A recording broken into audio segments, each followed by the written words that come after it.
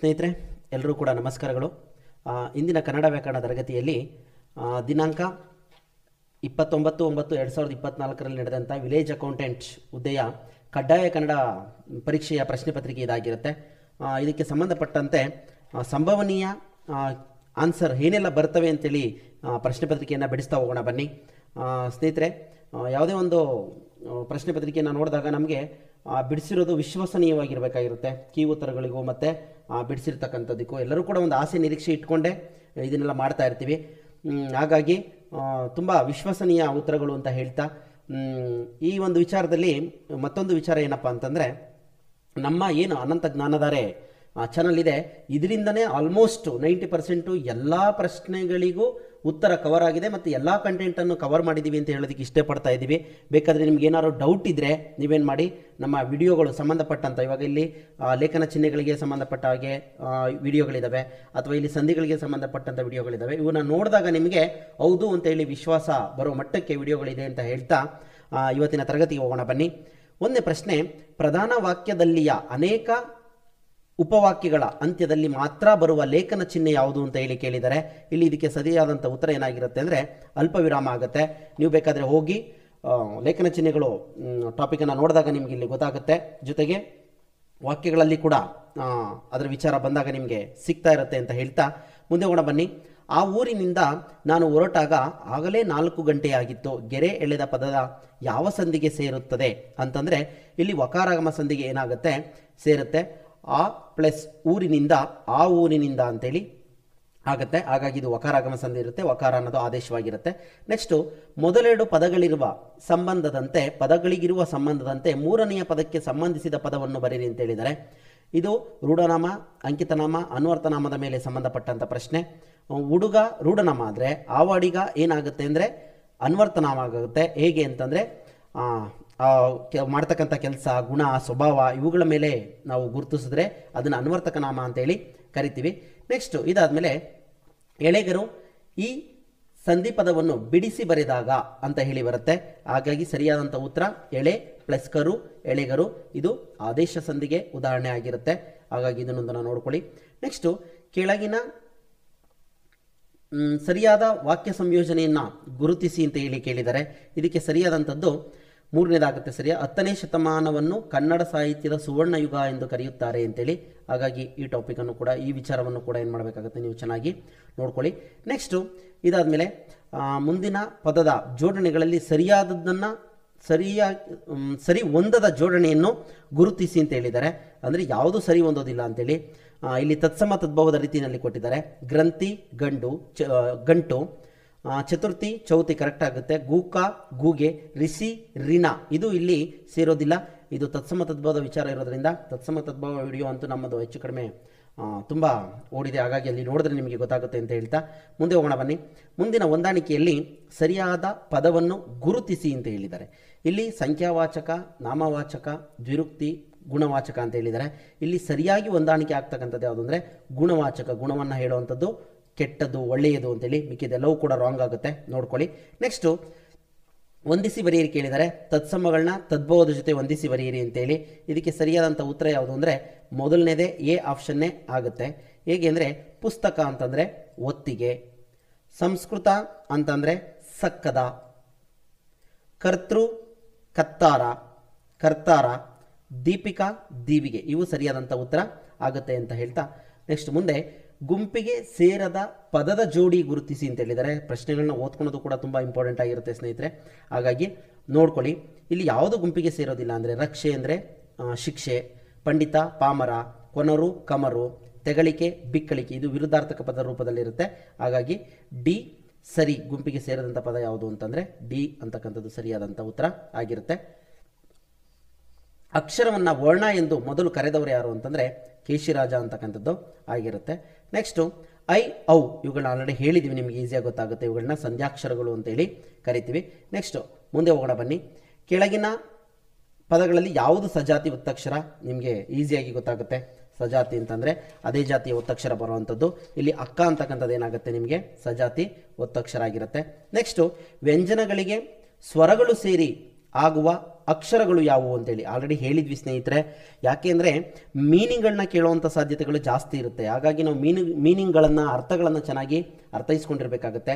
ಇವುಗಳಿಗೆ ಗುಣಿತಾಕ್ಷರ ಅಂತಕ್ಕಂಥದ್ದು ಸರಿಯಾದಂಥ ಉತ್ತರ ಆಗಿರುತ್ತೆ. ಅಂದರೆ ವ್ಯಂಜನಗಳಿಗೆ ಸ್ವರ ಅಥವಾ ಸ್ವರ ಚಿಹ್ನೆಗಳನ್ನು ಸೇರಿಸಿದಾಗ ಆಗುವ ಅಕ್ಷರಗಳೇ ಗುಣಿತಾಕ್ಷರಗಳು ಅಂತ ಹೇಳ್ತೀವಿ.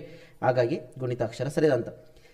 ಶೇಷ ನಿಶೇಷ ಇದು ವಿರುದ್ಧಾರ್ಥಕ ಪದ, ಚೆನ್ನಾಗಿ ನೆನ್ಪಿಟ್ಕೊಳ್ಳಿ. ಶೇಷ ನಿಶೇಷ ಅಂತಕ್ಕಂಥದ್ದಾಗತ್ತೆ. ನೆಕ್ಸ್ಟು ಆರ್ದ್ರ ಅಂದರೆ ತೇವಾಂಶ ಇರುವಂಥದ್ದು, ಶುಷ್ಕ ಅಂದರೆ ಒಣ ಅಂತೇಳಿ ಇದು ಸರಿಯಾದಂಥ ಉತ್ತರ ಆಗಿರುತ್ತೆ.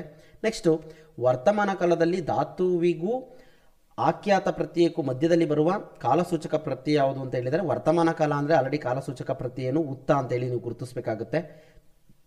ಇದು ಉತ್ತ ದಾವ ಆಲ್ರೆಡಿ ಇದನ್ನು ಕಾಲಗಳಲ್ಲಿ ಹೇಳಿದ್ದೀವಿ, ನೋಡ್ಕೊಳ್ಳಿ ತುಂಬ ಮಾಹಿತಿ ಬೇಕಂತಂದರೆ. ಈ ಮೇಜಿನ ಮೇಲುಭಾಗ ಕನ್ನಡಿಯಂತೆ ಥಳಥಳಿಸುತ್ತದೆ ಅಂತಕ್ಕಂಥದ್ದು ಅಡಿಗೆರೆ ಎಳೆದ ಪದವು ಯಾವ ಕಾಲವನ್ನು ಸೂಚಿಸುತ್ತದೆ ಅಂತಂತಂದರೆ ಭೂತಕಾಲವನ್ನು ಸೂಚಿಸುತ್ತದೆ, ಥಳಥಳಿಸುತ್ತದೆ ಅಂತೇಳಿ. ಹಾಗಾಗಿ ನೋಡ್ಕೊಳ್ಳಿ.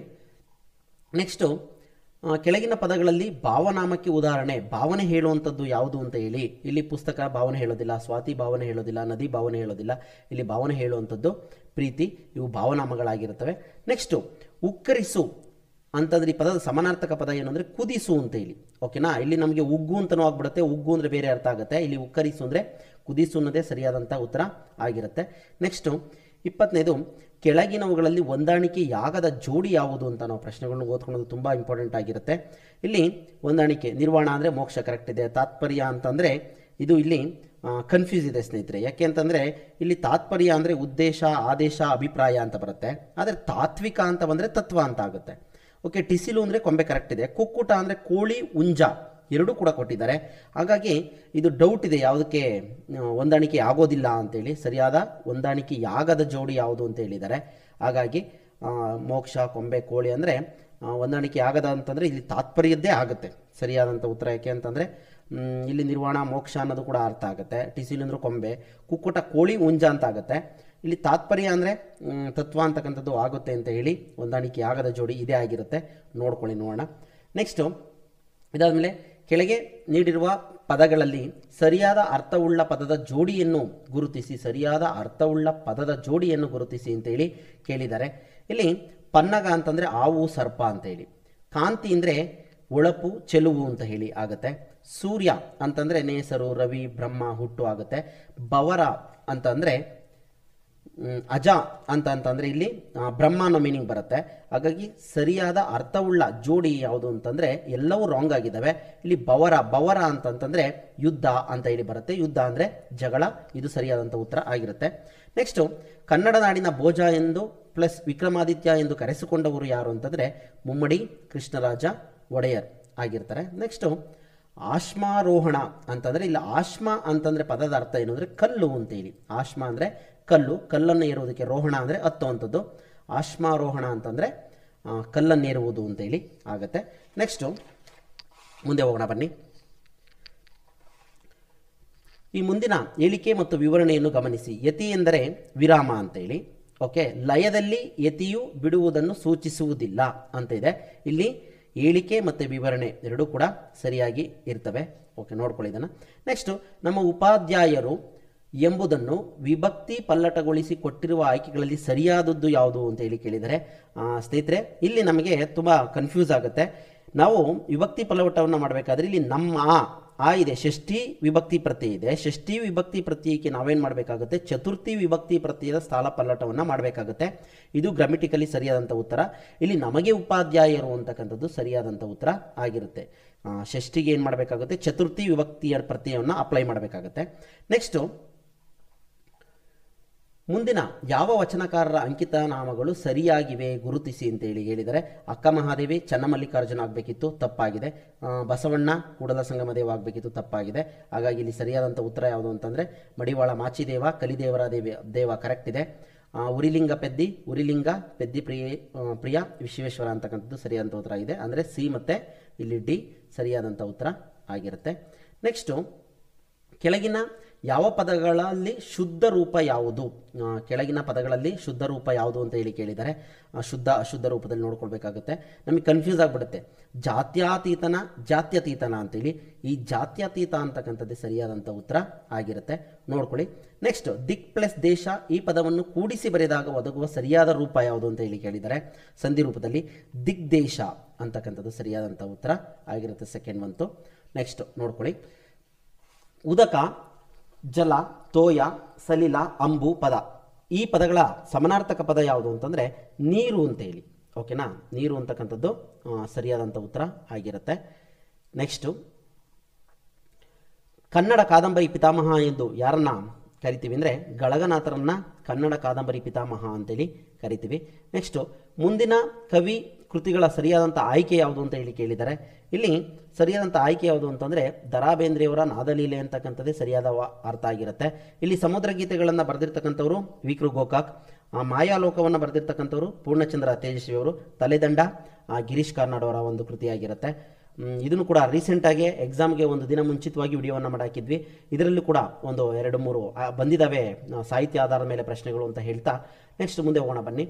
ಗುಂಪಿಗೆ ಸೇರಿದ ಪದವನ್ನು ಆರಿಸಿ ಬರೆಯಿರಿ ಅಂತ ಹೇಳಿದ್ದಾರೆ.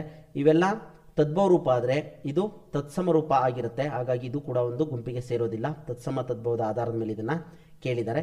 ನೆಕ್ಸ್ಟು, ಕಾಂತಾರ ಪದದ ಸಮಾನಾರ್ಥಕ ಪದಗಳು ಯಾವುವು ಅಂತಂದರೆ ಅಡವಿ, ಅರಣ್ಯ, ವಿಪಿನ, ಕಾಡು ಇವೆಲ್ಲ ಕೂಡ ಏನಾಗಿರುತ್ತೆ ಕಾಂತಾರ ಶಬ್ದದ ಸಮಾನಾರ್ಥಕ ಪದಗಳಾಗಿರ್ತವೆ. ಇಷ್ಟು ಎಂಬುದು ಏನು ಅಂತಂದರೆ ಇಷ್ಟು ಎಂಬುದು ಪರಿಮಾಣವಾಚಕ ಆಗಿರುತ್ತೆ. ಓಕೆನಾ, ಇಲ್ಲಿ ಸಂಖ್ಯಾವಾಚಕ ಆಗೋದಿಲ್ಲ, ದಿಕ್ವಾಚಕ ಆಗೋದಿಲ್ಲ, ಪ್ರಕಾರವಾಚಕನೂ ಕೂಡ ಆಗೋದಿಲ್ಲ. ಇಲ್ಲಿ ಆಲ್ರೆಡಿ ನಾವು ನಾಮಪದದ ಇದರಲ್ಲಿ ಹೇಳಿದ್ದೀವಿ, ಮಾಹಿತಿ ಬೇಕಾದ್ರೆ ನೋಡ್ಕೊಳ್ಳಿ ಅಂತ ಹೇಳ್ತಾ ಮುಂದೆ ಹೋಗೋಣ. ನ್ಯ, ನ್ಯ, ಣ, ನ, ಮ ಈ ಅಕ್ಷರಗಳು ಆದೇಶವಾಗಿ ಬಂದರೆ ಅದು ಯಾವ ಸಂಧಿ ಅಂತೇಳಿ ಕರಿತೀವಿ. ಅದು ಅನುನಾಸಿಕ ಸಂಧಿ ಆಗಿರುತ್ತೆ. ಈಸಿಯಾಗಿ ಅನುನಾಸಿಕ ಅಕ್ಷರಗಳಾಗಿರೋದ್ರಿಂದ ಅನುನಾಸಿಕ ಸಂಧಿ ಅಂತೇಳಿ ಈಸಿಯಾಗಿ ಗುರುತಿಸ್ಬೋದು. ಕೆಳಗಿನ ವಾಕ್ಯಗಳಲ್ಲಿ ಅವ್ಯಯವನ್ನು ಗುರುತಿಸಿ ಅಂತ ಹೇಳಿದರೆ ಇಲ್ಲಿ ಕೂಡಲೇ ಅಂತಕ್ಕಂಥದ್ದು ಅವ್ಯಯ ಪದ ಆಗಿರುತ್ತೆ ಸ್ನೇಹಿತರೆ. ಅವ್ಯಯಗಳು ನಾವು ಟಾಪಿಕಲ್ಲಿ ಹೇಗಾಗುತ್ತೆ ಅಂತೇಳಿ ವಿವರಣೆ ಕೊಟ್ಟಿದ್ದೀವಿ, ನೋಡ್ಕೊಳ್ಳಿ. ನೆಕ್ಸ್ಟು, ಕನ್ನಡ ಅಂಕಿಗಳು ಯಾವ ಭಾಷೆಯ ಲಿಪಿ ಮೂಲದಿಂದ ಬಂದಿದ್ದಾವೆ ಅಂದರೆ ಆಲ್ಮೋಸ್ಟ್ ನಮ್ಮ ಕನ್ನಡ ಭಾಷೆಗೆ ಅಶೋಕನ ಬ್ರಾಹ್ಮಿ ಲಿಪಿಯ ಪ್ರಾಕೃತ ಭಾಷೆಯ ಬ್ರಾಹ್ಮಿ ಲಿಪಿಯಿಂದನೇ ಬಂದಿದ್ದಾವೆ. ಹಾಗಾಗಿ ಇಲ್ಲಿ ಬ್ರಾಹ್ಮಿ ಅಂತಕ್ಕಂಥದ್ದೇ ಸರಿಯಾದಂಥ ಉತ್ತರ ಆಗಿರುತ್ತೆ. ನೆಕ್ಸ್ಟು, ಅಟ್ಟ ಮೇಲೆ ಒಲೆ ಉರಿತು ಕೆಟ್ಟ ಮೇಲೆ ಬುದ್ಧಿ ಬಂತು. ಸ್ನೇಹಿತರೆ, ಇತ್ತೀಚೆಗೆ ಅಲಂಕಾರ ಟಾಪಿಕನ್ನು ಮಾಡಿ ಹಾಕಿದ್ವಿ. ಅದರಲ್ಲಿ ನಾವು ಏನು ಹೇಳಿದ್ವೋ ಅದೇ ಎಕ್ಸಾಂಪಲ್ ಬಂದಿದೆ. ಇದು ದೃಷ್ಟಾಂತ ಅಲಂಕಾರ. ಆ ಎಕ್ಸಾಂಪಲನ್ನು ಉದಾಹರಣೆ ಕೊಟ್ಟಿದ್ವಿ. ಅಟ್ಟ ಮೇಲೆ ಒಲೆ ಮುರಿತು ಮತ್ತು ಕೆಟ್ಟ ಮೇಲೆ ಬುದ್ಧಿ ಬಂತು ಅಂತೇಳಿ ಸೇಮ್ ಅದನ್ನೇ ಇಲ್ಲೂ ಕೂಡ ಕೊಟ್ಟಿದ್ದಾರೆ. ಅದೊಂದು ತುಂಬ ಖುಷಿ ವಿಚಾರ. ನೋಡ್ಕೊಳ್ಳಿ ಬೇಕಾದ್ರೆ ನೀವು ಆಲ್ಮೋಸ್ಟ್ ನಮ್ಮ ವಿಡಿಯೋಗಳನ್ನ ನೋಡಿದ್ರೆ. ಯಾಕೆಂದರೆ ನೆನ್ನೆ ಕೂಡ ಹೇಳ್ತಾ ಇದ್ವಿ, ನಾವು ಯಾವುದೋ ಒಂದೆರಡು ಆಪ್ಷನ್ಗಳನ್ನ ನೋಡಿ ಎಕ್ಸಾಮ್ ಫೇಸ್ ಮಾಡೋದಕ್ಕೂ ಕಂಟೆಂಟನ್ನು ಅರ್ಥ ಮಾಡಿಕೊಂಡು ಎಕ್ಸಾಮ್ ಫೇಸ್ ಮಾಡೋದಕ್ಕೂ ತುಂಬ ವ್ಯತ್ಯಾಸಗಳಿರ್ತವೆ ಅಂತೇಳಿ. ಹಾಗಾಗಿ ಯಾವತ್ತೂ ಕೂಡ ನಾವು ಯಾವುದೋ ಒಂದು 2-3 ಕೀ ಆನ್ಸರ್ಗಳನ್ನ ಅಥವಾ ಉತ್ತರಗಳನ್ನ ಅಥವಾ ಯಾವುದೋ ಒಂದು 2-3 ಮಲ್ಟಿಪಲ್ ಚಾಯ್ಸನ್ನು ನಾವು ನೋಡ್ಕೊಂಡೋದ್ರೆ ಆಗೋದಿಲ್ಲ ಸ್ನೇಹಿತರೆ. ಎಕ್ಸಾಮ್ಗಳನ್ನ ಫೇಸ್ ಮಾಡಬೇಕಾದ್ರೆ ನಾವೇನು ಮಾಡಬೇಕು ಅಂದರೆ ಕಂಟೆಂಟನ್ನು ಚೆನ್ನಾಗಿ ಗ್ರಿಪ್ ಇಟ್ಕೊಂಡಿದ್ರೆ ಮಾತ್ರ ಎಕ್ಸಾಮನ್ನು ಫೇಸ್ ಮಾಡ್ಬೋದು ಅಂತ ಹೇಳ್ತಾ ಮುಂದೆ ಹೋಗೋಣ. ಪತ್ರಗುಟ್ಟು ಅಂತಂದರೆ ಹೆದರು ಅಂತೇಳಿ, ಪದರಗುಟ್ಬಿಟ ಅಂತ ಹೇಳ್ತೀವಲ್ಲ ಹಾಗೆ. ಹಾಗಾಗಿ ನೆಕ್ಸ್ಟು, ಕೆಳಗಿನ ವಾಕ್ಯಗಳಲ್ಲಿ ಗೆರೆ ಎಳೆದ ಪದದ ಸರಿಯಾದ ರೂಪ ಯಾವುದು ಅಂತ ಹೇಳಿ ಕೇಳಿದ್ದಾರೆ. ಇಲ್ಲಿ ಭ್ರಷ್ಟಾಚಾರ ಅಂತಕ್ಕಂಥದ್ದು ಮೊದಲನೇದು ಸರಿಯಾದಂಥ ಉತ್ತರ ಆಗಿರುತ್ತೆ. ಸ್ನೇಹಿತರೆ, ಇದಕ್ಕೂ ಮುನ್ನ ನೀವು ನಮ್ಮ ಚಾನಲ್ನ ಸಬ್ಸ್ಕ್ರೈಬ್ ಮಾಡಿದ್ದಾರೆ, ಸಬ್ಸ್ಕ್ರೈಬ್ ಮಾಡಿ, ಎಲ್ಲ ವಿಡಿಯೋಗಳನ್ನ ನೋಡಿ. ಇಷ್ಟ ಆದರೆ ನಿಮ್ಮ ಸ್ನೇಹಿತರಿಗೂ ಕೂಡ ಶೇರ್ ಮಾಡಿ, ಲೈಕ್ ಮಾಡಿ ಅಂತ ಕೇಳ್ಕೊಳ್ತಾ ಮುಂದೆ ಹೋಗೋಣ ಬನ್ನಿ. ನೆಕ್ಸ್ಟು, ಕೆಳಗಿನ ಪದದ ಸರಿಯಾದ ರೂಪವನ್ನು ಗುರುತಿಸಿ ಅಂತ ಹೇಳಿದರೆ ಪಾರಮಾರ್ಥಿಕ ಅಂತಕ್ಕಂಥದ್ದು ಇಲ್ಲಿ 3ನೇ ಆಪ್ಷನ್ನು ಸರಿಯಾದಂಥ ಉತ್ತರ ಆಗಿರುತ್ತೆ, ಪಾರಮಾರ್ಥಿಕ ಅಂತೇಳಿ. ಈ ಮುಂದಿನವುಗಳಲ್ಲಿ ಯಾವುದು ಶಬ್ದ ಅಲಂಕಾರ ಅಲ್ಲ ಅಂತ ಕೇಳಿದ್ದಾರೆ. ಸ್ನೇಹಿತರೆ, ಇದನ್ನು ಕೂಡ ರೀಸೆಂಟಾಗಿ ಅಲಂಕಾರದ ವಿಚಾರವಾಗಿ ಮಾಡಿ ಹಾಕಿದ್ದೆ, ಅಲ್ಲೂ ಕೂಡ ನೋಡ್ಕೊಳ್ಳಿ. ಇಲ್ಲಿ ಯಾವುದು ಶಬ್ದ ಅಲಂಕಾರ ಅಲ್ಲ ಅಂದರೆ ಶ್ಲೇಷಾಲಂಕಾರ. ಶ್ಲೇಷಾಲಂಕಾರ ಬಂದು ಅರ್ಥಾಲಂಕಾರ ಆಗಿರುತ್ತೆ. ಇದ್ರ ಮೇಲೂ ಕೂಡ ಪ್ರಶ್ನೆಯನ್ನು ಮಾಡಿದ್ದೀವಿ, ಬೇಕಾದ್ರೆ ನೋಡಿ. ಆ ಸೇಮ್ ಪ್ರಶ್ನೆಯನ್ನು ಇಲ್ಲೂ ಕೂಡ ಕೊಟ್ಟಿದ್ದಾರೆ. ಇಲ್ಲಿ ಇದು ಅರ್ಥಾಲಂಕಾರ ಆದರೆ ನೃತ್ಯಾನು, ಯಮಕ, ಚೇಕಾನು ಇವೆಲ್ಲ ಕೂಡ ಏನಾಗಿರ್ತವೆ ಶಬ್ದಾಲಂಕಾರಗಳಾಗಿರ್ತವೆ. ನೆಕ್ಸ್ಟು,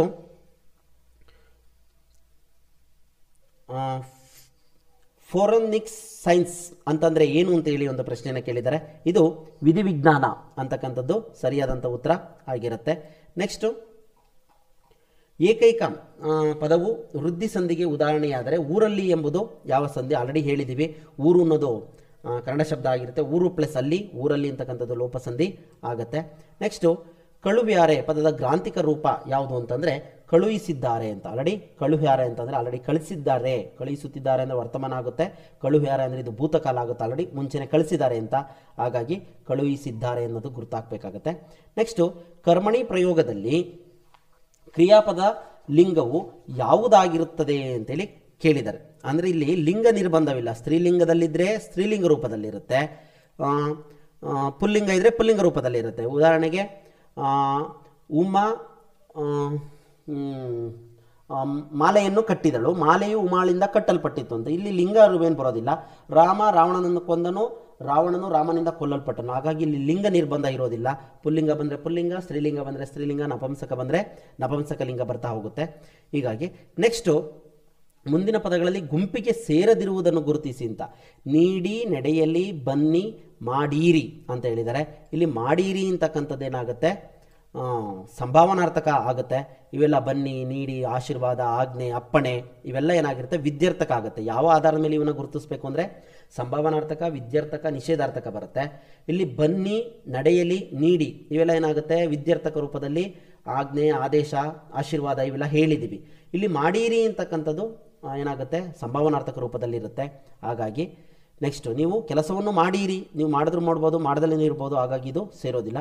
ಆನೆಗೆ ಗಜ, ಕರಿ ಸಮಾನಾರ್ಥಕ ಪದಗಳಾದರೆ ಸರ್ಪಕ್ಕೆ ಇರುವ ಸಮಾನಾರ್ಥಕ ಪದಗಳು ಯಾವುವು ಅಂದರೆ ಅಹಿ ಮತ್ತು ಉರಗ ಅಂತೇಳಿ ಗೊತ್ತಾಗುತ್ತೆ. ಉರಗ ಅನ್ನೋ ಪದ ನಿಮಗೆಲ್ಲ ಪರಿಚಿತವಾಗಿ ಇರುತ್ತೆ.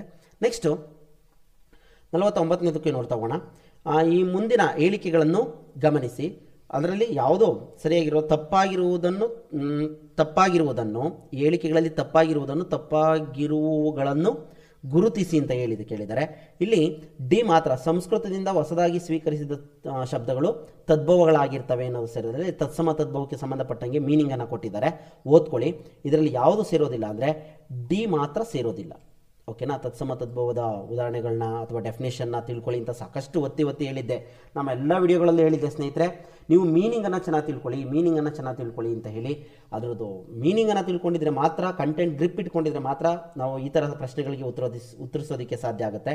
ಹಾಗಾಗಿ ಸಂಸ್ಕೃತದಿಂದ ಹೊರತಾಗಿ ಸ್ವೀಕರಿಸಿದ ಶಬ್ದಗಳು ತದ್ಭವಗಳಾಗಿರ್ತವೆ. ಮಿಕ್ಕಿದೆಲ್ಲ ಮೀನಿಂಗನ್ನು ನೋಡ್ಕೊಳ್ಬೇಕಾದ್ರೆ ಸಂಸ್ಕೃತದಿಂದ ವಿಕಾರವನ್ನದೇ ಕನ್ನಡದಲ್ಲಿ ಬಳಸುವ ಶಬ್ದಗಳು ತತ್ಸಮ. ಸಂಸ್ಕೃತದಿಂದ ನಿಷ್ಪನ್ನವಾದ ಪದಗಳನ್ನು ತದ್ಭವಗಳೆಂತ ಹೇಳಿ ಕರೀತಾರೆ. ಅಲ್ಪ ಸ್ವಲ್ಪ ವ್ಯತ್ಯಾಸದಿಂದ ಕನ್ನಡಕ್ಕೆ ಬಂದ ಶಬ್ದಗಳನ್ನು ಕೇಶಿರಾಜನು ಸಮಸಂಸ್ಕೃತ ಅಂತ ಹೇಳಿ ಕೇಳಿದ್ದಾರೆ. ಮಣಿಮಂಚ ತೋರಣ ಅನ್ನೋ ಒಂದು ವಿಚಾರದಲ್ಲಿ ಹೇಳಿದ್ದೀನಿ, ಬೇಕಾದರೆ ನೀವು ತತ್ಸಮ ತದ್ಭವ ಟಾಪಿಕಲ್ಲಿ ನೋಡಿ ಅಂತ ಹೇಳ್ತಾ ಮುಂದೆ ಹೋಗೋಣ.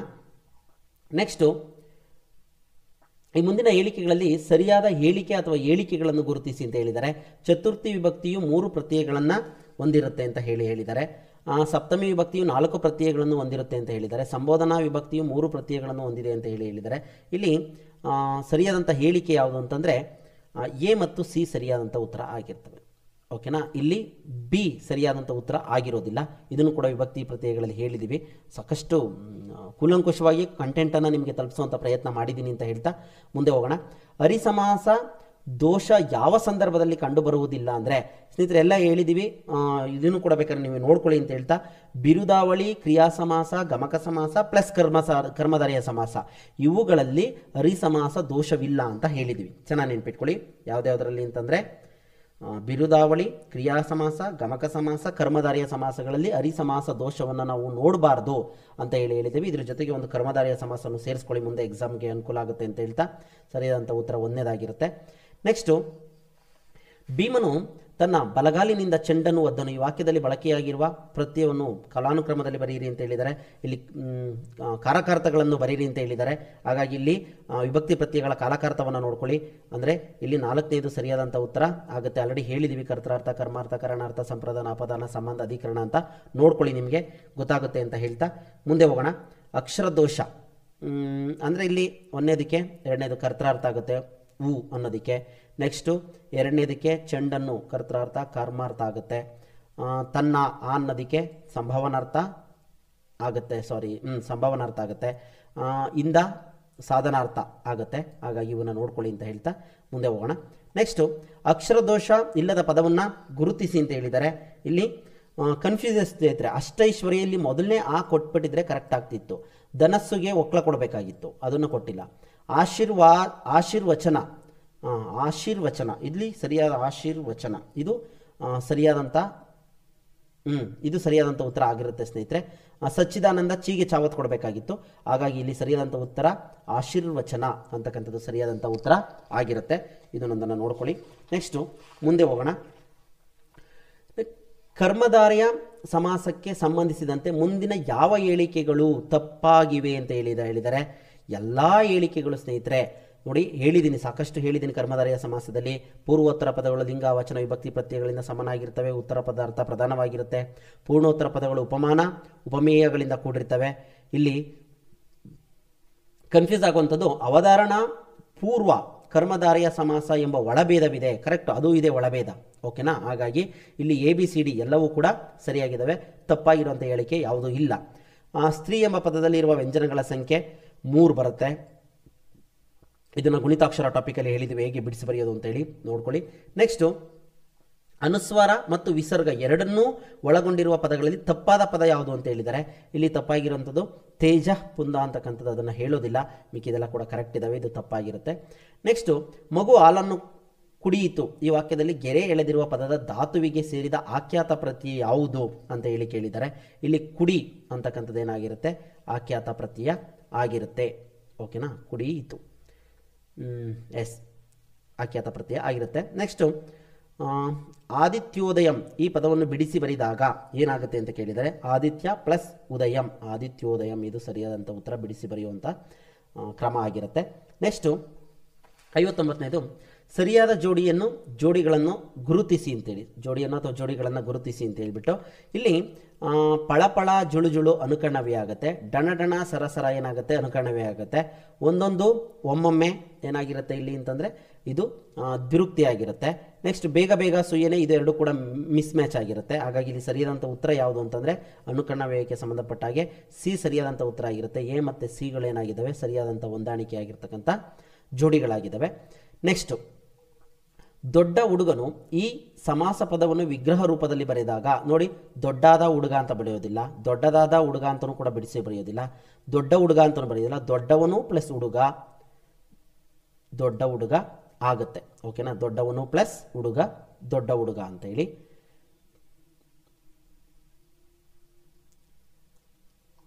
ನೆಕ್ಸ್ಟ್ 61ನೇದು ಇವುಗಳಲ್ಲಿ ಯಾವುದು KS ನಿಸಾರ್ ಅಹಮದ್ ಅವರ ಸಾಹಿತ್ಯ ಕೃತಿ ಅಲ್ಲ ಅಂತ ಹೇಳಿ ಕೇಳಿದ್ದಾರೆ.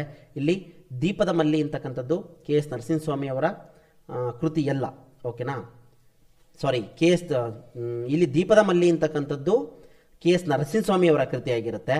ಇವೆಲ್ಲ ನಾನೆಂಬ ಪರಕೀಯ, ಅನಾಮಿಕಾಂಗ್ಲರು, ಮನದೊಂದಿಗೆ ಮಾತುಕತೆ ಇವೆಲ್ಲ KS ನಿಸಾರ್ ಅಹಮದ್ ರವರ ಕೃತಿಯಾಗಿದ್ದರೆ ಈ ದೀಪದ ಮಲ್ಲಿ ಅಂತಕ್ಕಂಥದ್ದು ನರಸಿಂಹಸ್ವಾಮಿ ಅವರ ಕೃತಿಯಾಗಿರುತ್ತೆ. ಇಲ್ಲಿ ಸಿ ಅಂತಕ್ಕಂಥ 4ನೇದು ಸರಿಯಾದಂಥ ಉತ್ತರ ಆಗಿರುತ್ತೆ. ನೆಕ್ಸ್ಟು ಮುಂದಿನ ವಾಕ್ಯದ ಪ್ರಕಾರವನ್ನು ಗುರುತಿಸಿ ಅಂತ ಹೇಳಿ ಕೇಳಿದ್ದಾರೆ. ಇಲ್ಲಿ ಇದು ಸ್ನೇಹಿತರೆ ಪಂಚಭೂತಗಳಲ್ಲೊಂದಾದ ನೀರು ನಿಸರ್ಗದ ಅಮೂಲ್ಯ ವಸ್ತು ಒಂದೇ ವಾಕ್ಯ ಆಗಿರೋದ್ರಿಂದ ಇದನ್ನು ಸಾಮಾನ್ಯ ವಾಕ್ಯ ಅಂತ ಹೇಳಿ ನಾವು ಗುರುತಿಸಬೇಕಾಗುತ್ತೆ. ಇದನ್ನೊಂದನ್ನು ಚೆನ್ನಾಗಿ ನೋಡ್ಕೊಳ್ಳಿ. ನೆಕ್ಸ್ಟು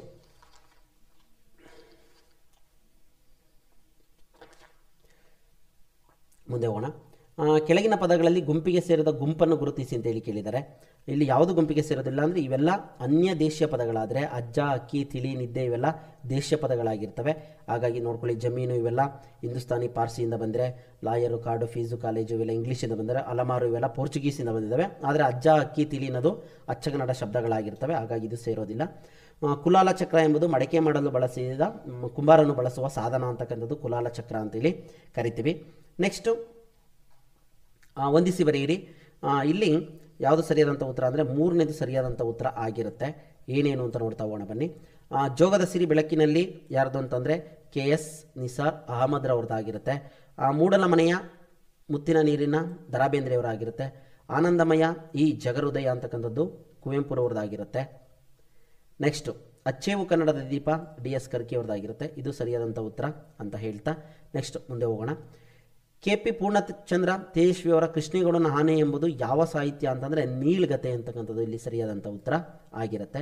ನೆಕ್ಸ್ಟು ಕನ್ನಡದಲ್ಲಿ ಮೊಟ್ಟ ಮೊದಲ ಬಾರಿಗೆ ಉದ್ದಂಡ ಷಟ್ಪದಿ. ಸ್ನೇಹಿತರೆ, ಷಟ್ಪದಿ ವಿಚಾರ ಬಂದಾಗ ಸಾಕಷ್ಟು ಒತ್ತಿ ಹೇಳಿದ್ದೀನಿ.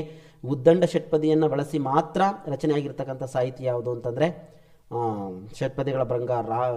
ಷಟ್ಪದಿಗಳ ಬ್ರಹ್ಮ ರಾಘವಂಕರವರು ವೀರೇಶ ಚರಿತೆ ಅಂತಕ್ಕಂಥದ್ದು ಇಲ್ಲಿ ಉದ್ದಂಡ ಷಟ್ಪದಿಯನ್ನು ಬಳಸಿ ಮಾತ್ರ ರಚನೆಯಾಗಿರ್ತಕ್ಕಂತಹ ಕೃತಿಯಾಗಿರುತ್ತೆ. ನೆಕ್ಸ್ಟು ಕೆಳಗಿನ ಪಟ್ಟಿಯಲ್ಲಿರುವ ಪದಗಳನ್ನು ಹೊಂದಿಸಿ ಬರೆಯಿರಿ ಅಂತ ಹೇಳಿ ಕೇಳಿದ್ದಾರೆ. ಇಲ್ಲಿ ಆಸ್ತೆ ಅಂತಂದರೆ ಶ್ರದ್ಧೆ ಆಗುತ್ತೆ, ಉತ್ಕರ್ಷ ಅಂತಂದರೆ ಏಳಿಗೆ ಆಗುತ್ತೆ, ಅಗ್ರಣಿ ಅಂದರೆ ಮುಂದಾಳು ಆಗುತ್ತೆ, ಇಶುದಿ ಅಂತಂತಂದರೆ ಇಲ್ಲಿ ಇಶುದಿ ಅಂತಂದರೆ ಎರಡನೇದು ಬತ್ತಳಿಕೆ ಆಗುತ್ತೆ. ಇಶುದಿ ಅಂತಂದರೆ ಬತ್ತಳಿಕೆ ಆಗುತ್ತೆ. ಹಾಗಾಗಿ ಇದನ್ನೊಂದನ್ನು ನೋಡ್ಕೊಳ್ಳಿ. ಇಲ್ಲಿ ಸರಿಯಾದಂಥ ಉತ್ತರ ಯಾವುದು ಅಂದರೆ ಮೂರನೇದು ಸರಿಯಾದಂಥ ಉತ್ತರ ಆಗಿರುತ್ತೆ. ಓಕೆ, ನೆಕ್ಸ್ಟ್ ಮುಂದೆ ಹೋಗೋಣ. ಇದನ್ನು ಕೂಡ ಹೊಂದಿಸಿ ಬರೀರಿ ಅಂತ ಕೇಳಿದರೆ ಇಲ್ಲಿ ಉಡುಗಿಸು ಅಂತಂತಂದರೆ ತಗ್ಗಿಸು ಅನ್ನೋ ಅರ್ಥ ಬರುತ್ತೆ. ಕಷಾಯಿ ಅಂದರೆ ಕಟುಕ ಅಂದರೆ ಪ್ರಾಣಿಗಳನ್ನು ಕೊಲ್ಲುವಂಥ ವಿಚಾರದಲ್ಲಿ ಬರುತ್ತೆ. ಕಳಬ ಅಂತಂದರೆ ಆನೆಯ ಮರಿ. ಕಪೋತ ಅಂತಂದರೆ ಪಾರಿವಾಳ. ಇಲ್ಲಿ ಸರಿಯಾದಂಥ ಉತ್ತರ ಆಗಿರುತ್ತೆ. ಇದು ಸರಿಯಾದಂಥ ಉತ್ತರ ಯಾವುದು ಅಂತಂದರೆ ನಾಲ್ಕನೇದು ಸರಿಯಾದಂಥ ಉತ್ತರ ಆಗಿರುತ್ತೆ ಸ್ನೇಹಿತರೆ. ನೆಕ್ಸ್ಟು ವಿರುದ್ಧ ಪದವಲ್ಲದ್ದನ್ನು ಗುರುತಿಸಿ ಅಂತೇಳಿ ಕೇಳಿದರೆ ಕ್ಷಯ ಅಂದರೆ ವೃದ್ಧಿ, ಇದು ವಿರುದ್ಧಾರ್ಥಕ ಪದ. ವ್ಯಷ್ಟಿ ಸಮಷ್ಟಿ ವಿರುದ್ಧಾರ್ಥಕ ಪದ. ಶಾಖ ಶೀತ ವಿರುದ್ಧ. ಸಂಧ್ಯಾ ಸಂಜೆ ಇದು ತತ್ಸಮ ತದ್ಭವ ಆಗಿಬಿಡುತ್ತೆ, ಸಮಾನಾರ್ಥಕ ಪದ ಆಗುತ್ತೆ. ಹಾಗಾಗಿ ಇದು ಇಲ್ಲಿ ಸೇರೋದಿಲ್ಲ. ನೆಕ್ಸ್ಟು ಈ ಕೆಳಗಿನ ತತ್ಸಮ ತದ್ಭವಗಳನ್ನು ಹೊಂದಿಸಿ ಬರೆಯಿರಿ ಅಂತ ಕೇಳಿದರೆ ಕಾವ್ಯ ಕಬ್ಬ, ಗೋಷ್ಠಿ ಗೊಟ್ಟಿ, ನಿಮಗೆ ಗೊತ್ತಿದೆ ಆಲ್ರೆಡಿ ತತ್ಸಮ ತದ್ಭವದಲ್ಲಿ ಹೇಳಿದ್ದೀವಿ. ನೆಕ್ಸ್ಟು ಛತ್ರಿಕಾ ಸವತಿ, ತಟ ದಡ, ಇದು ಸರಿಯಾದಂಥ ಉತ್ತರ ಆಗಿರುತ್ತೆ. ಅಂದರೆ ಎರಡನೇದು ಇಲ್ಲಿ ಸರಿಯಾದಂಥ ಉತ್ತರ ಆಗಿರುತ್ತೆ ಸ್ನೇಹಿತರೆ. ಇವೆಲ್ಲ ತತ್ಸಮ ತದ್ಭವಗಳು ನಮ್ಮ ವಿಡಿಯೋದಲ್ಲಿ ಕವರ್ ಆಗಿದೆ ಅಂತ ಹೇಳ್ತಾ ಮುಂದೆ ಹೋಗೋಣ.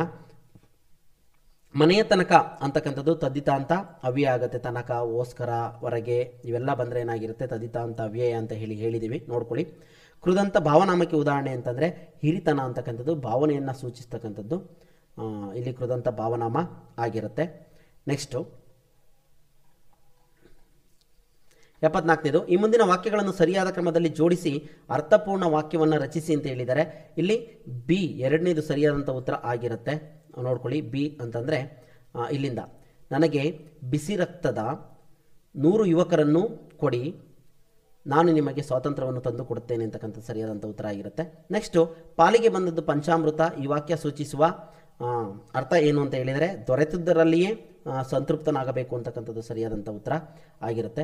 ನೆಕ್ಸ್ಟು 76ನೇದು ತಾವು ಕಡಿಮೆ ಮಾತನಾಡಿದ್ದೀರಿ, ಹೆಚ್ಚು ಕೆಲಸ ಮಾಡಿದ್ದೀರಿ. ಈ ವಾಕ್ಯದ ಅಡಿಗೆರೆ ಎಳೆದಿರುವ ಪದಗಳ ಮುಂದೆ ಯಾವ ಲೇಖನ ಚಿಹ್ನೆಯನ್ನು ಬಳಸಬೇಕು ಅಂತ ಹೇಳಿದರೆ ಅರ್ಧ ವಿರಾಮ ಮತ್ತು ಪೂರ್ಣ ವಿರಾಮ ಲೇಖನ ಚಿಹ್ನೆಗಳನ್ನ ಬಳಸಬೇಕಾಗುತ್ತೆ ಸ್ನೇಹಿತರೆ. ಎರಡನೇದು ಸರಿಯಾದಂಥ ಉತ್ತರ. ಇನ್ನು ಕನ್ನಡ ಅಂಕಿ ನೀವೆಲ್ಲ ಗುರುತಿಸಿ ಇರ್ತೀರಿ. 59,967 ಅಂತಕ್ಕಂಥದ್ದು ಸರಿಯಾದಂಥ ಉತ್ತರ ಆಗಿರುತ್ತೆ. ನೆಕ್ಸ್ಟ್ 78ನೇದು ತತದನ, ಇವುಗಳಿಗೆ ದಂತ್ಯಾಕ್ಷರಗಳು ಅಂತೇಳಿ ಕರಿತೀವಿ.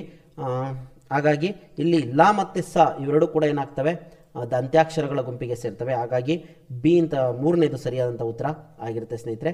ಕನ್ನಡ ವರ್ಣಮಾಲೆ ಟಾಪಿಕಲ್ಲಿ ವಿಚಾರವನ್ನು ಹೇಳಿದ್ದೀವಿ. ದಂತ್ಯಾಕ್ಷರಗಳು, ಓಷ್ಟ್ಯಾಕ್ಷರಗಳು, ಕಂಠ್ಯಾಕ್ಷರಗಳು ಆ ವಿಚಾರದಲ್ಲಿ ನೋಡ್ಕೊಳ್ಳಿ ಅಂತ ಹೇಳ್ತಾ ನೆಕ್ಸ್ಟ್ ಮುಂದೆ ಹೋಗೋಣ. 79ನೇದಕ್ಕೆ ಸರಿಯಾದಂಥ ಉತ್ತರ ಯಾವುದು ಅಂದರೆ ಸಂದರ್ಶನದಲ್ಲಿ ಅಧಿಕಾರಿಗಳು ನಿನಗೆ ಓದು ಬರುವುದಿಲ್ಲವೇ, ಬೇರೆ ಯಾವ ಹಾಬಿ ಇದೆ, ಓದು ಬರೆಯುವುದಲ್ಲದೆ ಬೇರೆ ಯಾವ ಹಾಬಿ ಇದೆ ಅಂತೇಳಿ ಪ್ರಶ್ನೆ ಕೇಳಿದ. ಪ್ರಶ್ನಾರ್ಥಕ ಚಿಹ್ನ ಸರಿ ಎಂದಾಗ ಸೈಕಲ್ ಸವಾರಿ, ಅದಕ್ಕೆ ಸಿಂಗಲ್ ಯೂನಿಟ್ ಕಾಮ ಹಾಕಿದ್ವಿ. ಎಂದವಳು ಅಲ್ಲಿಂದ ಸೈಕಲನ್ನು ಏರಿ ಒಂದು ಸುತ್ತು ಬಂದಳು, ಫುಲ್ ಸ್ಟಾಪ್. ಇದು ಸರಿಯಾದಂಥ ಉತ್ತರ ಆಗಿರುತ್ತೆ, ನೋಡ್ಕೊಳ್ಳಿ. ನೆಕ್ಸ್ಟು ಮುಂದೆ ಹೋಗೋಣ. 80ನೇದಕ್ಕೆ ಏನು ಯೋಚಿಸಿ ಕಷ್ಟಪಟ್ಟು ಎಲ್ಲವೂ ರಚನಾತ್ಮಕವಾಗಿ ನೋಡಿದರೆ ಸಾಧ್ಯವಾಗುತ್ತದೆ ಖಂಡಿತ ಅನ್ನೋದಕ್ಕೆ ಸರಿಯಾಗಿ ಅರ್ಥಪೂರ್ಣ ವಾಕ್ಯವನ್ನು ಜೋಡಿಸಿ ಅಂತ ಹೇಳಿದ್ದಾರೆ. ಇಲ್ಲಿ PQTRSVU ಮೊದಲನೇದೇ ಸರಿಯಾದಂಥ ಉತ್ತರ ಆಗಿರುತ್ತೆ. ನೆಕ್ಸ್ಟು ಪದ ಮತ್ತು ಅರ್ಥಗಳ ಹೊಂದಾಣಿಕೆಯನ್ನು ಮಾಡಿ ಅಂತ ಹೇಳಿ ಕೇಳಿದ್ದಾರೆ. ಇಲ್ಲಿ ವೈ ಅಂತಂದರೆ ಸಾಗಿಸು ಅನ್ನೋ ಅರ್ಥ ಬರುತ್ತೆ. ನೆಕ್ಸ್ಟು ಒಕ್ಕಲಿಕ್ಕು ಅಂತಂದರೆ ಕೊಲ್ಲು ಅಂತಕ್ಕಂಥದ್ದು ಆಗುತ್ತೆ. ನೆಕ್ಸ್ಟು ಹೊಸೆ ಅಂತಂದರೆ ಪ್ರೀತಿ ಅನ್ನೋ ಅರ್ಥ ಬರುತ್ತೆ. ನೆಕ್ಸ್ಟು ಓವು ಅಂತಂದರೆ ಸಂರಕ್ಷಿಸು ಅನ್ನೋ ಅರ್ಥ ಬರುತ್ತೆ. ಹಾಗಾಗಿ ಇದು ಸರಿಯಾದಂಥ ಉತ್ತರ ಯಾವುದು ಅಂದರೆ 4ನೇದು ಸರಿಯಾದಂಥ ಉತ್ತರ ಅಂತ ಹಾಕೊಳ್ಳಿ ಸ್ನೇಹಿತರೆ. ನೆಕ್ಸ್ಟು 82ನೇದು ಇಲ್ಲಿ ಅನ್ವರ್ತಕ ನಾಮ ಯಾವುದಾಗುತ್ತೆ ಅಂತಂದರೆ ವ್ಯಾಪಾರಿ ಅಂತಕ್ಕಂಥದ್ದು ಅವರ ಉದ್ಯೋಗದ ಮೇಲೆ ಇಟ್ಟಂಥ ಹೆಸರಾಗಿರುತ್ತೆ. ಗುಣವಾಚಕ ಬಂದು ಹೊಸ ಬಟ್ಟೆ, ಅದರ ಗುಣವನ್ನು ಹೇಳುತ್ತೆ. ಪ್ರಕಾರವಾಚಕ ಅಂಥದ್ದು ಇಂಥದ್ದು ಅಂಥದ್ದೆಲ್ಲ ಪ್ರಕಾರವಾಚಕ ಬರುತ್ತೆ. ಕೃದಂತ ಭಾವನಾಮ ನೋಟ ಆಗುತ್ತೆ. ಹಾಗಾಗಿ ಇಲ್ಲಿ 3ನೇದು ಸರಿಯಾದಂಥ ಉತ್ತರ ಆಗಿರುತ್ತೆ. ನೆಕ್ಸ್ಟು 83ಕ್ಕೆ ಹೋಗೋಣ ಬನ್ನಿ. ಇಲ್ಲಿ ಲಿಂಗಗಳ ಮೇಲೆ ಪ್ರಶ್ನೆಯನ್ನು ಕೇಳಿದ್ದಾರೆ. ನಿತ್ಯ ನಪಂಸಕ ಲಿಂಗ ಆಲ್ರೆಡಿ ಹೇಳಿದ್ದೀವಿ ಸ್ನೇಹಿತರೆ. ದಂಡು ಅಂತಕ್ಕಂಥದ್ದು ಇಲ್ಲೇನಾಗಿರುತ್ತೆ ನಿತ್ಯ ನಪಂಸಕ ಲಿಂಗವಾಗಿರುತ್ತೆ. ವಾಚ್ಯಲಿಂಗ ಅಂದರೆ ನೀನು ತಾಯಿ ಅಂತಕ್ಕಂಥದ್ದು ವಾಚ್ಯಲಿಂಗ ಆಗುತ್ತೆ. ನೆಕ್ಸ್ಟ್ ಸ್ತ್ರೀ ನಪುಂಸಕಲಿಂಗ ಅಂದರೆ ಗೊತ್ತು, ದೇವಾನು ದೇವತೆಗಳ ಹೆಸರನ್ನು ಸ್ತ್ರೀಲಿಂಗದಲ್ಲಿ ಸ್ತ್ರೀ ನಪುಂಸಕಲಿಂಗ ರೂಪದಲ್ಲಿ ಹೇಳ್ತೀವಿ ಅಂತ. ಇನ್ನು ಚಂದ್ರೋದಯವಾಯಿತು ಅನ್ನೋದು ಅದು ಪುಲ್ಲಿಂಗ ಮತ್ತು ನಪುಂಸಕದ ಲಿಂಗದ ಅರ್ಥವನ್ನು ಕೊಡೋದ್ರಿಂದ ಇಲ್ಲಿ ಸರಿಯಾದಂಥ ಉತ್ತರ ಎರಡನೇದು ಸರಿಯಾದಂಥ ಉತ್ತರ ಆಗಿರುತ್ತೆ ಸ್ನೇಹಿತರೆ. ಇದನ್ನೊಂದನ್ನು ನೋಡಿ. ನೆಕ್ಸ್ಟ್ ಮುಂದೆ ಗಳು ಹೇಳಿಕೆ ಏನು ಅಂತಂದರೆ, ಗಳು ಪ್ರತ್ಯಯವು ಪುಲ್ಲಿಂಗ ಸ್ತ್ರೀಲಿಂಗ ನಪುಂಸಕಲಿಂಗಗಳ ಕೆಲವು ಕಡೆ ಬರುತ್ತದೆ. ಮತ್ತು 6 ಗಳು ಪ್ರತ್ಯಯಗಳು ಸ್ತ್ರೀಲಿಂಗ ಬಹುವಚನ ರೂಪದಲ್ಲಿ ಬರುತ್ತದೆ. ಇಲ್ಲಿ ಹೇಳಿಕೆ ಮತ್ತು ಸಮರ್ಥನೆ, ಹೇಳಿಕೆ 1 ಮತ್ತು ಹೇಳಿಕೆ 2 ಕೂಡ ಸರಿಯಾಗಿ ಇದ್ದಾವೆ. ಹಾಗಾಗಿ ಇದನ್ನೊಂದನ್ನು ನೋಡ್ಕೊಳ್ಳಿ. ಇದಕ್ಕೆ 4ನೇದು ಸರಿಯಾದಂಥ ಉತ್ತರ ಆಗಿರುತ್ತೆ. ನೆಕ್ಸ್ಟು ಸಕಲೈಶ್ವರ್ಯ, ಇದು ಯಾವ ಸಂಧಿಗೆ ಉದಾಹರಣೆ ಅಂತಂದರೆ ಇದು ವೃದ್ಧಿ ಸಂಧಿಗೆ ಉದಾಹರಣೆ ಆಗುತ್ತೆ. ವೃದ್ಧಿ ಸಂಧಿ ನೋಡ್ಕೊಳ್ಳಿ, ಸಂಧಿಗಳು ಟಾಪಿಕಲ್ಲಿದೆ. ನೆಕ್ಸ್ಟು 86ನೇದಕ್ಕೆ ಅನ್ಯ ಪುರುಷವಾಚಕ ಪ್ರತ್ಯಯ ಅಲ್ಲದಿರುವ ಪದ ಯಾವುದು ಅಂತ ಹೇಳಿದ್ದಾರೆ. ಇಲ್ಲಿ ನೀನು ಅಂತಕ್ಕಂಥದ್ದು ಅನ್ಯ ಪುರುಷವಾಚಕ ಪ್ರತ್ಯಯ ಅಲ್ಲದಿರುವ ಪದ ಆಗಿರುತ್ತೆ. ಓಕೆನಾ. ನೆಕ್ಸ್ಟು ಮುಂದಿನವುಗಳಲ್ಲಿ ಯಾವುದು ಸಂಭಾವನಾರ್ಥಕ ಕ್ರಿಯಾಪದವಾಗಿದೆ? ಸಂಭಾವನಾರ್ಥಕ ಅಂತಿದ್ದಂಗೆ ನಮಗೆ ಡೌಟಲ್ಲಿ ಹೇಳ್ತೀವಿ ಬಂದಾನು ಅಂತ ಹೇಳಿ ನೋಡ್ಕೊಳ್ಳಿ. ವಿದ್ಯಾರ್ಥಕ ಸಂಭಾವನಾರ್ಥಕ ನಿಷೇಧಾರ್ಥ ಟಾಪಿಕಲ್ಲಿ ಅಪಧರ್ಮ ಅಂತಕ್ಕಂಥವನ್ನು ಬಿಡಿಸಿ ಬರೆಯಿರಿ ಅಂತ ಹೇಳಿ ಕೇಳಿದ್ದಾರೆ. ಆಪತ್ ಪ್ಲಸ್ ಧರ್ಮ ಅಪಧರ್ಮ, ಇದು ಮೊದಲನೇದೇ ಸರಿಯಾದಂಥ ಉತ್ತರ ಆಗಿರುತ್ತೆ. ಪಯಶಯನ ಪದವನ್ನು ಬಿಡಿಸಿ ಬರೆದಾಗ, ಪಯಶಯನ ಪದವನ್ನು ಬಿಡಿಸಿ ಬರೆಯಿರಿ ಅಂದರೆ ಪಯಸ್ ಪ್ಲಸ್ ಶಯನ, ಎರಡನೇದು ಸರಿಯಾದಂಥ ಉತ್ತರ ಆಗಿರುತ್ತೆ. ನೆಕ್ಸ್ಟು ಉಡಾಯಿಸು ಪದವು ಧಾತುವಿನ ಯಾವ ರೂಪವಾಗಿದೆ ಅಂತೇಳಿ ಪ್ರಶ್ನೆಯನ್ನು ಕೇಳಿದ್ದಾರೆ. ಇಲ್ಲಿ ಆಲ್ರೆಡಿ ಹೇಳಿದ್ವಿ ಸ್ನೇಹಿತರೆ, ಧಾತುಗಳು ಮತ್ತು ಕ್ರಿಯಾಪದಗಳು ವಿಚಾರದಲ್ಲಿ ಇಲ್ಲಿ ಇಸು ಪ್ರತ್ಯಯ ಬಂದು ಸೇರುತ್ತೆ. ಇದನ್ನು ನಾವು ಪ್ರತ್ಯಯಾಂತ ಧಾತು ಅಂತ ಹೇಳಿ ಕರಿತೀವಿ. ಅದನ್ನು ಸಾಧಿತ ಧಾತುವನ್ನು ಪ್ರತ್ಯಯಾಂತ ಧಾತು ಅಂತ ಹೇಳಿ ಕರಿತೀವಿ ಅಂತ ಹೇಳಿದ್ದೀವಿ ಸ್ನೇಹಿತರೆ. ತುಂಬ ಖುಷಿಯಾಗುತ್ತೆ. ಯಾಕೆ ಅಂತಂದರೆ ನಾವು ಯಾವ ಒಂದು ನಿರೀಕ್ಷೆಯನ್ನು ಇಟ್ಕೊಂಡು ಯೂಟ್ಯೂಬ್ ಚಾನಲ್ನ ಮಾಡಿದ್ವಿ ಮತ್ತು ಗ್ರಾಮರನ್ನು ಯಾವ ರೀತಿ ವಿದ್ಯಾರ್ಥಿಗಳಿಗೆ ಮತ್ತು ಕಾಂಪಿಟೇಟಿವ್ ವಿದ್ಯಾರ್ಥಿಗಳಿಗೆ ತಲುಪಿಸ್ಬೇಕು ಅಂತ ಮಾಡಿದ್ವೋ ಆ ಎಲ್ಲ ವಿಚಾರಗಳು ಕವರ್ ಆಗಿದೆ ಅಂತ ಹೇಳೋದಕ್ಕೆ ಇಷ್ಟಪಡ್ತಾ, ಬೇಕಾದ್ರೆ ನೋಡಿ ಕ್ರಿಯಾಪದಗಳು ಮತ್ತು ಧಾತುಗಳು ಮತ್ತು ಕ್ರಿಯಾಪದಗಳು ಟಾಪಿಕ್ ಕವರ್ ಆಗಿದೆ ಅಂತ ಹೇಳ್ತಾ ಮುಂದೆ ಹೋಗೋಣ ಬನ್ನಿ.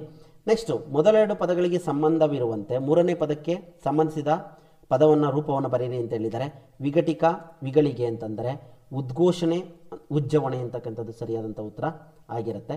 ನೆಕ್ಸ್ಟು ಸಾಬೂನು ಪಾದ್ರಿ ಮೇಜು, ಸ್ನೇಹಿತರೆ ಇದಕ್ಕೊಂದು ಕತೆ ಹೇಳಿದ್ದೆ. ಪೋರ್ಚುಗೀಸರು ಬಂದರು, ಸಾಬೂನು ತೊಗೊಂಬಂದರು, ಪಾದ್ರಿ ಕರ್ಕೊಂಬಂದರು, ಮೇಜು ಹಾಕೊಂಡು ಕೂತ್ಕೊಂಡ್ರು ಅಂತ ಹೇಳಿದ್ದೆ. ಒಂದು ಕಥೆಯನ್ನೇ ಕಟ್ಟಿ ಹೇಳಿದ್ದೆ ಅನ್ಯ ದೇಶ ಶಬ್ದಗಳಲ್ಲಿ. ನೋಡ್ಕೊಳ್ಳಿ, ಅದನ್ನು ಹೇಳ್ತಾ ಇದು ಪೋರ್ಚುಗೀಸರಿಗೆ ಸಂಬಂಧಪಟ್ಟಂಥದ್ದಾಗಿರುತ್ತೆ. ನೆಕ್ಸ್ಟು 93ನೇದು ರಾಮನು ಹಳೆಯ ಮನೆಯಲ್ಲಿ ವಾಸಿಸುತ್ತಾನೆ. ಅಡಿಗೆರೆ ಎಳೆದ ಪದವು ಯಾವ ವಿಧದ ನಾಮಪದ? ಹಳೆಯ ಅಂತ ಹೇಳಿ ಕೇಳಿದ್ದಾರೆ. ಇದು ಗುಣವಾಚಕ ನಾಮಪದ ಆಗಿರುತ್ತೆ, ಅಂದರೆ ಗುಣವನ್ನು ಹೇಳುವಂಥದ್ದಾಗಿರುತ್ತೆ ಹಳೆಯ ಅಂತಕ್ಕಂಥದ್ದು, ನಿಮಗೆ ಗೊತ್ತಾಗುತ್ತೆ. ನೆಕ್ಸ್ಟು ಹೇಳಿಕೆ ಅಚ್ಚಗನ್ನಡದಲ್ಲಿ ವಿಸರ್ಗವಿರುವ ಪದಗಳಿಲ್ಲ. ಸಮರ್ಥನೆ ಬೇರೆ ಭಾಷೆಯಿಂದ ಅನ್ಯ ದೇಶ ಸ್ವೀಕರಿಸಿದ ಪದಗಳಲ್ಲಿ ವಿಸರ್ಗದ ಪದ ಬಳಕೆ ಇದೆ ಅಂತ ಹೇಳಿ. ಇದಕ್ಕೆ ಹೇಳಿಕೆ ಮತ್ತು ಸಮರ್ಥನೆ ಎರಡೂ ಕೂಡ ಸರಿಯಾಗಿರುತ್ತೆ. ನೆಕ್ಸ್ಟು 95ನೇದು ಮಾರಿ ಗೌತಣವಾಯಿತು ನಾಳಿನ ಭಾರತವು. ಈ ವಾಕ್ಯದಲ್ಲಿರುವ ಅಲಂಕಾರ ಯಾವುದು ಅಂತಂದರೆ ರೂಪಕ ಅಲಂಕಾರ ಸ್ನೇಹಿತರೆ. ಮೊನ್ನೆ ರೀಸೆಂಟಾಗಿ ತಾನೇ ಅಲಂಕಾರ ಟಾಪಿಕಲ್ಲಿ ಹೇಳಿದ್ವಿ, ಸವಿಸ್ತಾರವಾಗಿ ಹೇಳಿದ್ವಿ ಇದ್ರ ಬಗ್ಗೆ ಹೇಗೆ ಐಡೆಂಟಿಫೈ ಮಾಡೋದು ಅಂತೇಳಿ. ಇದನ್ನೊಂದನ್ನು ನೋಡ್ಕೊಳ್ಳಿ. ನೆಕ್ಸ್ಟು 96ನೇದು ಉಪವನವನ್ನು ಒಕ್ಕಿತು ವಾಲ್ಮೀಕಿಗಳ ಪುಣ್ಯಾಶ್ರಮದ ಅಶ್ವಮೇಧ ಯಾಗದ ಶ್ರೀರಾಮನ ಕುದುರೆಯು ಅಂತಕ್ಕಂಥದ್ದು. ಇಲ್ಲಿ DAB ಅಂದರೆ 4ನೇದು ಸರಿಯಾದಂಥ ಉತ್ತರ ಆಗಿರುತ್ತೆ. ಅಂದರೆ ಶ್ರೀರಾಮನ ಅಶ್ವಮೇಧ ಯಾಗದ ಕುದುರೆಯು ವಾಲ್ಮೀಕಿಗಳ ಪುಣ್ಯಾಶ್ರಮದ ಉಪವನವನ್ನು ಒಕ್ಕಿತು ಅಂತಕ್ಕಂಥದ್ದು ಸರಿಯಾದಂಥ ಉತ್ತರ ಆಗಿರುತ್ತೆ. ನೆಕ್ಸ್ಟ್ ಕೆಳಗಿನ ಅರ್ಥವತ್ತಾದ ವಾಕ್ಯಗಳ ಸಂಯೋಜನೆಯನ್ನು ಗುರುತಿಸಿ ಅಂತ ಹೇಳಿದ್ದಾರೆ. ನೆಕ್ಸ್ಟ್ ಇಲ್ಲಿ D1 ಹೀಗೆ ಯುದ್ಧ ಮುಂದುವರಿತಿದ್ದರೆ ಜಗತ್ತು ಒಂದು ದಿನ ಮನುಷ್ಯರೇ ಇಲ್ಲದ ಮರುಭೂಮಿ ಆಗುತ್ತದೆ ಅಂತಕ್ಕಂಥದ್ದು ಸರಿಯಾದಂಥ ಉತ್ತರ ಆಗಿರುತ್ತೆ. ನೆಕ್ಸ್ಟ್ 98ನೇ ಪ್ರಶ್ನೆ, ಅಂಕಿಗಳನ್ನ ಗುರುತಿಸ್ತೀರಿ. 3ನೇದು ಸರಿಯಾದಂಥ ಉತ್ತರ ಆಗಿರುತ್ತೆ. 6 ಲಕ್ಷ 6,33,857 ಸರಿಯಾದಂಥ ಉತ್ತರ ಆಗಿರುತ್ತೆ. ನೋಡ್ಕೊಳ್ಳಿ, ಇದೇನು ಸಮಸ್ಯೆ ಇಲ್ಲ ನಿಮಗೆ. 99ನೇದು ಆಹಾ ಸೂರ್ಯನಿಗೂ ಗ್ರಹಣವೇ, ಇದು ಪ್ರಶ್ನಾರ್ಥಕ ಆಗಿರೋದ್ರಿಂದ ಆಶ್ಚರ್ಯ ಮತ್ತು ಪ್ರಶ್ನಾರ್ಥಕ ಎರಡನ್ನೂ ಕೂಡ ಒಳಗೊಂಡಿರ್ತದೆ. ಈ ಕೆಳಗಿನ ಗಾದೆ ಮಾತನ್ನು ಪೂರ್ಣಗೊಳಿಸಿ ಅಂತಂದರೆ 3 ಮೊಳ ನೇಯ್ದರಂತೆ, ಸಂತೆಯ ಹೊತ್ತಿಗೆ 3 ಮೊಳ ನೇಯ್ದರಂತೆ ಅಂತಕ್ಕಂಥದ್ದು ಗ್ರಾಮ್ಯ ಭಾಷೆಯಲ್ಲಿ ಬಳಸ್ತಕ್ಕಂಥ ಒಂದು ನುಡಿಗಟ್ಟಾಗಿರುತ್ತೆ. ಸ್ನೇಹಿತರೆ, ಇದರಲ್ಲಿ ಆಲ್ಮೋಸ್ಟ್ ಎಲ್ಲ ಉತ್ತರಗಳು ಸರಿಯಾಗಿದೆ ಅಂತ ಹೇಳ್ತಾ ಭಾವಿಸ್ತಾ, ಇದಕ್ಕೂ ಮುನ್ನ ನೀವಿನ್ನೂ ನಮ್ಮ ಚಾನಲ್ನ ಸಬ್ಸ್ಕ್ರೈಬ್ ಮಾಡಿ ನಮ್ಮ ಎಲ್ಲ ವಿಡಿಯೋಗಳನ್ನ ನೋಡಿ. ನಿಮಗೆ ತುಂಬ ಯೂಸ್ಫುಲ್ ಆಗಿರುತ್ತೆ ಕಾಂಪಿಟೇಟಿವ್ ಎಕ್ಸಾಮನ್ನು ಫೇಸ್ ಮಾಡೋದಕ್ಕೆ ಅಂತ ಹೇಳ್ತಾ, ಎಲ್ರಿಗೂ ಕೂಡ ಇಂದಿನ ತರಗತಿಗೆ ಧನ್ಯವಾದಗಳು. ಶುಭ ದಿನ.